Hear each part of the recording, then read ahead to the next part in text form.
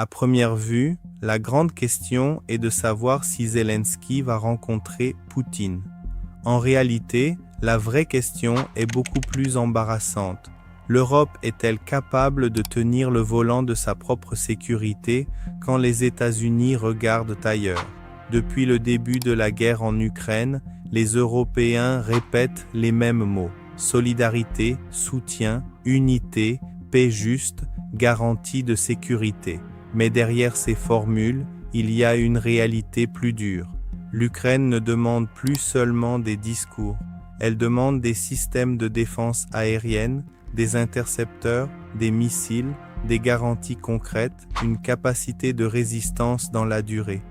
Et pendant ce temps, Washington est absorbé par l'Iran, par ses propres priorités, par sa propre fatigue stratégique. Alors Zelensky écrit à Poutine. Macron, Starmer et Merz se retrouvent avec lui à Londres. Et l'Europe tente de montrer qu'elle peut encore compter dans une guerre qui se joue sur son propre continent. Mais voilà le problème. On ne devient pas une puissance parce qu'on organise une réunion. On devient une puissance quand on peut armer, garantir, produire, dissuader et négocier sans demander la permission à une autre capitale. La lettre de Zelensky à Poutine n'est pas une simple main tendue. Ce serait une erreur de la lire comme un geste naïf, sentimental, presque romantique, comme si le président ukrainien imaginait soudain que le Kremlin allait se convertir à la paix par la magie d'une lettre ouverte. Non, ce texte est une opération politique. Il s'adresse formellement à Poutine, mais son véritable public est plus large. Les Russes fatigués par la guerre, les élites de Moscou qui comprennent que le coût augmente, les Européens qui hésitent, les Américains qui se dispersent, et tous ceux qui commencent à penser que la guerre est devenue une impasse sans issue. Zelensky dit en substance à Poutine « Vous pouvez arrêter votre guerre ». Mais derrière cette phrase, il y a une accusation. Si la guerre continue, ce n'est pas parce que la paix est impossible, c'est parce qu'un homme, un système et un régime refusent d'en payer le prix politique. C'est là que la manœuvre devient intéressante. Zelensky ne cherche pas seulement à apparaître comme le dirigeant raisonnable face à l'agresseur. Il cherche à déplacer la pression à l'intérieur du système russe. Il rappelle l'usure, les pertes, la fatigue, les restrictions, le coût économique, la dépendance croissante de Moscou envers ses alliés. Il veut montrer que la Russie n'est pas cette machine historique invincible que certains imaginent encore. Elle est puissante, dangereuse, brutale. Mais elle est aussi sous tension. Et dans l'histoire russe, quand la fatigue sociale rencontre l'échec militaire, le pouvoir commence à craindre autre chose que l'ennemi extérieur. Il commence à craindre sa propre profondeur intérieure. Mais une lettre ne suffit pas à changer une guerre. C'est pourquoi le deuxième mouvement se joue à Londres. Keir Starmer reçoit Zelensky, Emmanuel Macron et Friedrich Merz. Ce n'est pas seulement une réunion diplomatique de plus, c'est une tentative de dire que le cœur européen du soutien à l'Ukraine existe encore et qu'il peut se structurer même lorsque l'Amérique n'est pas entièrement disponible. Le Royaume-Uni, la France et l'Allemagne veulent apparaître comme le noyau dur d'un front européen capable de parler sécurité, industrie, défense aérienne, garantie et cessez-le-feu. C'est important parce que l'Europe a trop souvent confondu la solidarité avec la dépendance. Elle a soutenu l'Ukraine, oui, mais elle l'a souvent fait dans l'ombre de la puissance américaine. Or, la guerre en Ukraine a changé de nature. Au début, l'urgence était de tenir. Ensuite, il fallait empêcher l'effondrement. Puis, il fallait armer suffisamment pour résister. Aujourd'hui, la question est différente. Comment construire une position de force assez durable pour imposer une négociation sérieuse? Et cette question ne se règle pas avec des déclarations.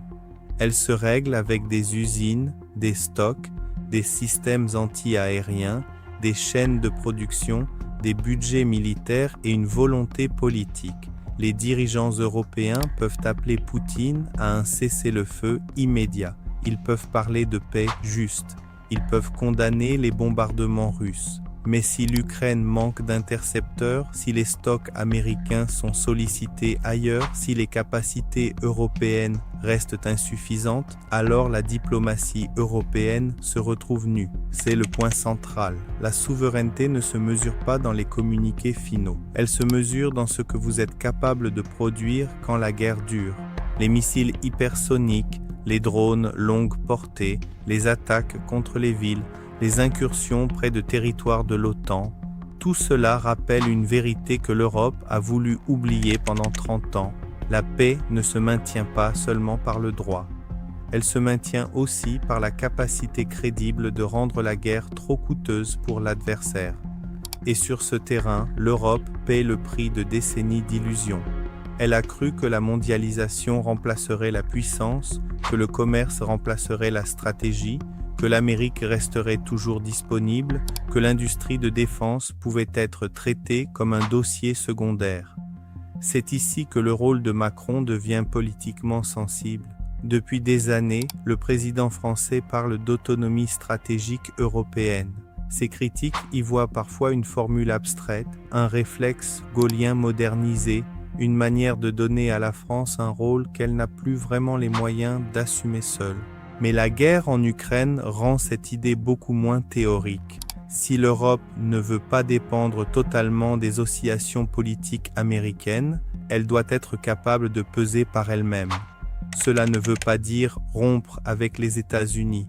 Cela veut dire ne pas être paralysé quand Washington regarde l'Iran, la Chine, ses élections ou ses propres fractures internes.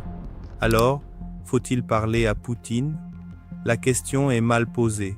Bien sûr qu'à un moment, on parle à l'ennemi. Toutes les guerres finissent par une forme de contact, direct ou indirect. Mais parler n'a pas le même sens selon que l'on parle en position de dépendance ou en position de force. Si l'Europe parle à Moscou parce qu'elle est fatiguée, divisée et incapable de soutenir l'effort ukrainien, alors le dialogue devient une porte de sortie pour Poutine. Si elle parle en armant l'Ukraine, en renforçant sa défense aérienne, en garantissant sa sécurité et en montrant que le temps ne joue pas forcément pour Moscou, alors le dialogue devient un instrument de pression. La diplomatie sans puissance est une supplication élégante. La diplomatie avec puissance peut devenir une stratégie. Voilà le mécanisme que cette séquence révèle. L'Ukraine n'est plus seulement le champ de bataille entre Kiev et Moscou. Elle est devenue le miroir brutal de la dépendance stratégique européenne. Chaque fois que l'Ukraine demande des défenses aériennes, elle demande en réalité à l'Europe « Avez-vous encore une industrie de guerre ?» Chaque fois que Zelensky réclame des garanties de sécurité, il demande « Vos promesses valent-elles quelque chose sans les États-Unis ?» Chaque fois que Macron, Starmer et Merz parlent de paix durable, la question revient. Durable avec quels moyens, quelle production, quelle unité, quelle volonté? C'est pour cela que cette semaine est plus importante qu'elle n'en a l'air. La lettre de Zelensky met Poutine sous pression politique. La réunion de Londres met l'Europe sous pression stratégique. L'une vise Moscou, l'autre révèle Paris, Berlin et Londres à eux-mêmes. Car l'Europe peut continuer à se raconter qu'elle est un géant normatif, un marché immense, un espace de droit, une puissance économique, mais une puissance qui ne peut pas protéger ses frontières, soutenir ses alliés et produire les instruments de sa sécurité reste une puissance incomplète. Elle peut commenter l'histoire, elle ne la commande pas. La guerre en Ukraine pose donc une question que beaucoup de capitales européennes ont longtemps évitée. Quel prix sommes-nous prêts à payer pour ne pas être seuls, impuissants ou dépendants? Pas seulement un prix financier, un prix industriel, budgétaire, diplomatique, politique, un prix de réarmement, un prix de cohérence, un prix de souveraineté. Zelensky défie Poutine parce qu'il sait que la Russie n'est pas invulnérable. Macron, Starmer et Merz tentent de reprendre l'initiative parce qu'ils savent que l'Europe ne peut pas rester éternellement dans le rôle confortable du soutien moral financé par la protection américaine.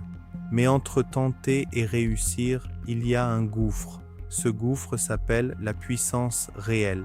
L'autonomie stratégique européenne ne naîtra pas d'un sommet, d'une formule ou d'une photographie devant une porte officielle. Elle naîtra le jour où l'Europe acceptera enfin que la sécurité n'est pas une annexe de la prospérité, mais sa condition. Et ce jour-là, la question ukrainienne ne sera plus seulement une crise à gérer. Elle sera peut-être le moment où l'Europe aura compris, trop tard ou juste à temps, que l'histoire ne respecte que les puissances capables de défendre ce qu'elles prétendent être.